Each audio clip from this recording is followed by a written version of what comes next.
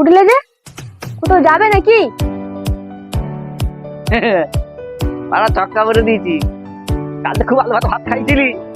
হ্যাঁ, আজকে ভাড়া ঢুকেছে একটা। ভাড়া দিলীপ দার প্রোগ্রাম হয় না, কি হয়েছে? গাড়ি তো একটা আছে, ভাড়া ঢোকাই নিয়েছে একটা।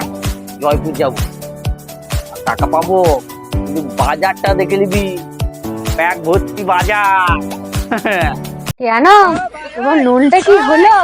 কালকে তো খুব বললে দিলীপদের কাছে টাকা ধার চাইবো, দিয়েছে?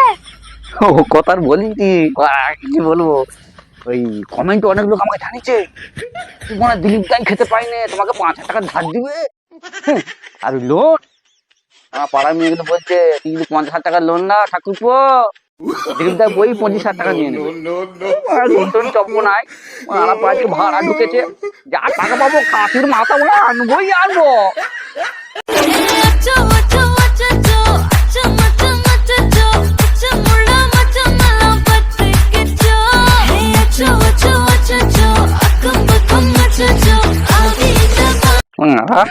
এসে গেছি,